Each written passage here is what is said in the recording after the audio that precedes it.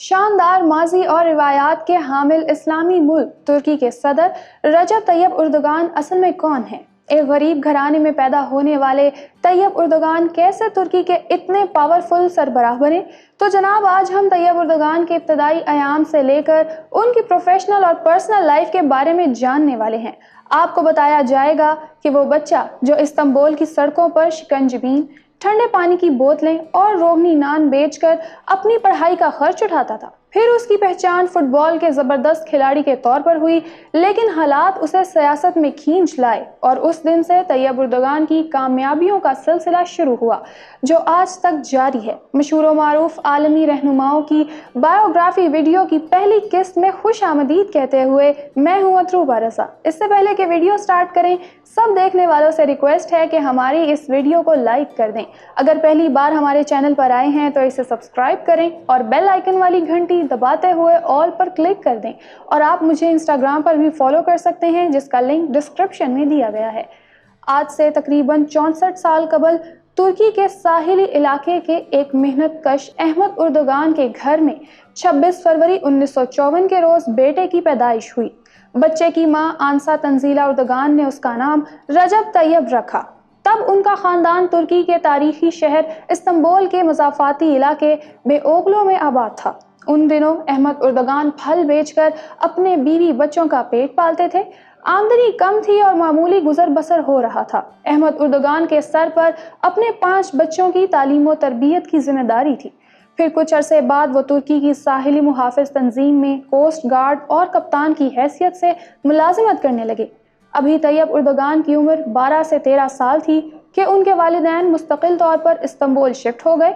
तैयब उर्दुगान का बचपन और इब्तदाई दिन गुर्बत और तंगदस्ती में गुजरे। वो खुद बताते हैं कि अपने लड़कपन में उन्हें सिर्फ 2.5 लेरा के हिसाब से जेब खर्च मिलता था। तैयब 2.5 लेरा से पोस्ट कार्ड खरीद कर उसे मुनाफे पर बेचता और हासिल होने वाली रकम से अपना खर्च चलाता। वो कभी गर्मियों में इस्तांबुल शहर की सड़कों पर फिरता और गाड़ियों और राह चलते लोगों को ठंडे पानी की बोतलें और नींबू पानी फरोख्त किया करता, तो कभी वो डबल रोटी से बनाए जाने वाली खाने की चीजें और रोगनी नान गली गली जाकर बेचता। और कमाई से जो कुछ हासिल होता तैयब उर्दुगान उससे अपनी फैमिली पर खर्च करता और अपनी किताबें खरीदता। तैयब उर्दुगान एक फोरम पर तकरीर करते हुए अपने बचपन के बारे में कुछ यूं बताते हैं कि हमारे घर में बाज़ औक़ात सालन नहीं तैयार होता था और हम खरबूजे से नान रोटी खाते थे। जब बचपन में मदरसे पढ़ने जाता तो हमारे इलाके के कई लोग मुझसे कहा करते कि बेटा, क्यों अपना मुस्तकबिल ख़राब कर रहे हो? क्या तुम्हें बड़े होकर मुर्दे नहलाने हैं? जाओ किसी अच्छे स्कूल में दाखिला ले लो और अपना मुस्तकबिल बनाओ। तब मैं बड़े अदब से उनकी बातें सुनता और मुस्कुराते हुए अपनी किताबें बगल में दबाए अपने मदरसे को चल पड़ता। मैं कुरान मजीद हिफ्ज़ कर चुका था। मैंने इस्तांबुल के इसी मदरसे से 1973 में अपनी मैट्रिक तक की तालीम मुकम्मल की। इस दौरान में मैंने अपनी असरी तालीम भी जारी रखी। मैंने तुर्की की मारूफ मरमरा यूनिवर्सिटी में दाखिला लिया और यहाँ से इकोनॉमिक्स एंड एडमिनिस्ट्रेटिव साइंस में मास्टर्स किया। जवानी में तैयब उर्दुगान को फुटबॉल का जुनून सवार था और वो अपने शहर के बेहतरीन खिलाड़ियों में शुमार होते थे। तैयब उर्दुगान का ख्वाब था कि वो तुर्की की नेशनल टीम में खेलें, लेकिन उनके वालिद के मना करने पर तैयब उर्दुगान ने फुटबॉल को हमेशा के लिए छोड़ दिया। दोस्तों, आपको याद होगा कि दौरा पाकिस्तान के मौके पर तुर्क सदर तैयब उर्दुगान ने इमरान खान के रूबरू ये कहा था कि इमरान खान की तरह मैं भी खिलाड़ी हूँ और मैं माजी में फुटबॉल खेलता रहा हूँ। तैयब उर्दुगान शुरू ही से सियासत में दिलचस्पी रखते थे। वो गली मोहल्ले की सियासत में फ़ाल हुए और फिर कॉरपोरेशन लेवल तक सियासत करने लगे। 1976 में जब उनकी उम्र 22 बरस थी तो वो इस्तांबुल में यूथ पार्टी के हेड मुकर्रर हुए। इसके 2 साल बाद 4 फरवरी 1978 को तैयब उर्दुगान ने अरब नस्ल से ताल्लुक़ रखने वाली खातून अमीना से शादी की। उनके 2 बेटे और 2 ही बेटियां पैदा हुई। बेटों के नाम अहमद और बिलाल, जबकि बेटियों के नाम इसरा और समिया हैं। 1984 में तैयब उर्दुगान नजमुद्दीन अरबकान की वेलफेयर पार्टी के डिस्ट्रिक्ट हेड मुंतखब हुए और इसके अगले साल 1985 में उन्हें वेलफेयर पार्टी इस्तांबुल डिवीजन का सरबराह और पार्टी का सेंट्रल एग्जीक्यूटिव मेंबर बना दिया गया। सियासत तैयब उर्दुगान के लिए कोई फूलों की सेज नहीं बल्कि कांटों का रास्ता था, जहां कदम कदम पर मुश्किलात का सामना करना पड़ता था। उन दिनों में सेक्युलर तुर्की में इस्लाम का नाम लेना और इस्लामी नजरिए से सियासत करना बहुत मुश्किल था। तैयब उर्दुगान और उनके साथियों को कई बार कैदोबंद की मुसीबतों का सामना करना पड़ा।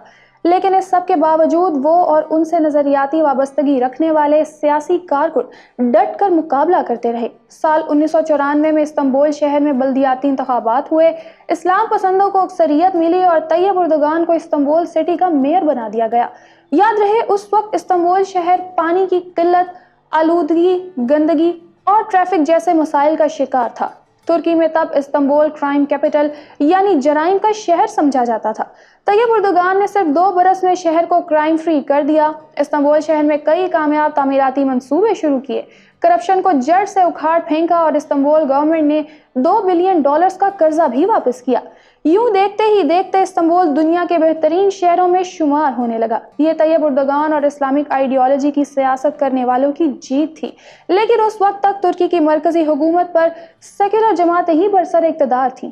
وہ لوگ طیب اردگان کی مقبولیت سے پریشان تھے کیونکہ اردگان جیسا عوامی لیڈر ان کے لیے مسلسل خطرہ بن رہا تھا۔ سال 1998 میں ایک یادگار اور تاریخ ساز جلسہ عام منعقد کیا گیا جس میں طیب اردگان مہمان خصوصی تھے۔ اس جلسے میں طیب اردگان نے رکعت آمیز لہجے میں ایک اسلامی نظم پڑھی جس میں کہا گیا، مسجدیں ہماری چھاؤنیاں ہیں، گنبد ہمارے ہود ہیں، میناریں ہماری سنگینیں ہیں اور مومن ہمارے سپاہی ہیں۔ سیکولر ترکی میں ایسی نظم پڑھنا اردگان کے لیے جرم بن گیا۔ انہیں نہ صرف میئرشپ سے ہٹا دیا گیا بلکہ اسلامی نظم پڑھنے کے جرم میں انہیں 4 مہینے کی سزا سنائی گئی اور ویلفیئر پارٹی پر پابندی عائد کر دی گئی۔ لیکن طیب اردگان نے حوصلہ نہ ہارا اور وہ اپنی سیاسی جدوجہد کرتے رہے۔ 2001 میں انہوں نے جسٹس اینڈ ڈیولپمنٹ کے نام سے ایک نئی سیاسی جماعت کی بنیاد رکھی۔ 2002 کے انتخابات آئے تو طیب اردگان کی پارٹی نے ریکارڈ ساز ووٹ حاصل کرتے ہوئے مخالفین کو حیرت میں ڈبو دیا۔ ان کی پارٹی نے پورے ترکی میں 2/3 میجورٹی کے ساتھ فتح حاصل کی۔ اس وقت سے لے کر آج تک طیب اردگان کی پارٹی ترکی پر حکومت کر رہی ہے۔ 2002 میں رجب طیب اردگان نے بطور وزیر اعظم ترکی اپنے عہدے کا حلف اٹھایا اور یوں ترکی کی ترقی کے نئے سفر کا آغاز ہوا۔ اقتدار میں آنے کے بعد اردگان اور ان کی سیاسی جماعت نے مذہب پر عائد پابندی کا قانون معطل کر دیا جس میں خواتین کے حجاب پر عائد پابندی بھی شامل تھی۔ یوں اسلام پسند لوگوں کے نزدیک طیب اردگان کا امیج ایک ہیرو کے طور پر ابھرا۔ تب نو منتخب وزیر اعظم رجب طیب اردگان کے سفر میں بہت سی مشکلات آئیں مگر انہوں نے ہمت نہ ہاری۔ ان دنوں ترکی ایک اقتصادی بحران میں پھنسا ہوا تھا۔ طیب اردگان نے ترکی کو اس بحران سے نکالا اور ملک کو ترقی کی شاہراہ پر گامزن کیا۔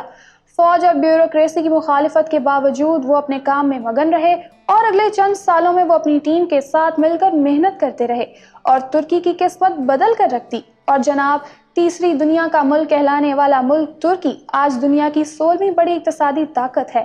2007 میں الیکشن ہوا تو ترک قوم نے ایک بار پھر طیب اردگان کو منتخب کیا، جبکہ 2011 میں وہ ہیٹ ٹرک کرتے ہوئے مسلسل تیسری مرتبہ ترکی کے وزیر اعظم بنے۔ لیکن اس کے کچھ عرصے بعد طیب اردگان ترکی کے صدر بن گئے۔ 7 جون 2015 کو ترکی میں پارلیمانی انتخابات منعقد ہوئے۔ Justice and development party 41% vote حاصل کرنے میں کامیاب ہوئی اور طیب اردگان ایک بار پھر سے جمہوریہ ترکی کے با اختیار صدر منتخب ہوئے۔ 15 جولائی 2016 کی رات فوج کے ایک حصے نے بغاوت کرتے ہوئے ترکی میں مارشل لاء لگا دیا۔ آپ کو یاد ہوگا تب اردگان نے عوام سے اپیل کی تھی کہ وہ سڑکوں پر نکل آئیں اور مقابلہ کریں، اور پھر ہم سب نے میڈیا پر وہ مناظر بھی دیکھے کہ ترک عوام سڑکوں پر نکل آئی اور انہوں نے ٹینکوں کے آگے لیٹ کر فوجی بغاوت کو ناکام بنا دیا۔ اس ناکام فوجی بغاوت میں 161 افراد ہلاک اور 1000 سے زیادہ لوگ زخمی ہوئے۔ اس کے بعد ہی سے طیب اردگان کی مقبولیت میں بے پناہ اضافہ ہوا اور یوں وہ اقوام عالم کے سامنے ایک پاورفل ہیڈ آف اسٹیٹ کے طور پر پہچانے جانے لگے۔ اگر آج کی بات کریں تو جناب طیب اردگان صرف اپنے ملک ہی میں مقبول نہیں بلکہ پوری دنیا میں ان کے چرچے ہیں، اور وہ جس انداز سے مسلمانوں کے حقوق کی بات کرتے نظر آتے ہیں اس نے طیب اردگان کو عالمی سطح پر مسلمانوں کا ایک عظیم لیڈر بنا دیا ہے۔ ماضی میں میانمار کے روہنگیا مسلمانوں کا قتل عام ہو، فلسطین کا معاملہ ہو، شامی مہاجرین کے حقوق کی بات ہو یا کشمیر کے نہتے مسلمانوں پر مودی فوج کے مظالم کی داستان ہو، طیب اردگان نے ہر فورم پر مظلوموں کے لیے آواز اٹھائی۔ ترکی کے موجودہ پارلیمنٹ کی بات کریں تو وہاں قومی اسمبلی کو گرینڈ نیشنل اسمبلی آف ترکی کہا جاتا ہے۔ اس ایوان کے کل 600 ممبران ہیں جن میں سے 291 کا تعلق طیب اردگان کی جماعت سے ہے۔ طیب اردگان کے اتحادی ممبران پارلیمنٹ کی تعداد 50 ہے، جبکہ اپوزیشن جماعت ریپبلکن پیپلز پارٹی کے 139 ممبرز ہیں۔ तैयब उर्दगान के मुखालिफिन उन पर करप्शन और फजूल खर्ची करने के शदीद नोयत के इल्ज़ामात लगाते रहते हैं। खासकर उन्हें उस वक्त तनकीद का सामना करना पड़ा जब उन्होंने 1000 कमरों पर मुश्तमिल सदारती महल तामीर करवाया। याद रहे कि दारुल हुकूमत अंकारा के करीब पहाड़ी पर मौजूद सदारती सफ़ेद महल अमेरिका के व्हाइट हाउस और रूस के सदारती महल से भी बड़ा है और इसकी तामीर और तज़य्युन और आराइश पर तकरीबन 100 अरब पाकिस्तानी रुपए खर्च हुए थे।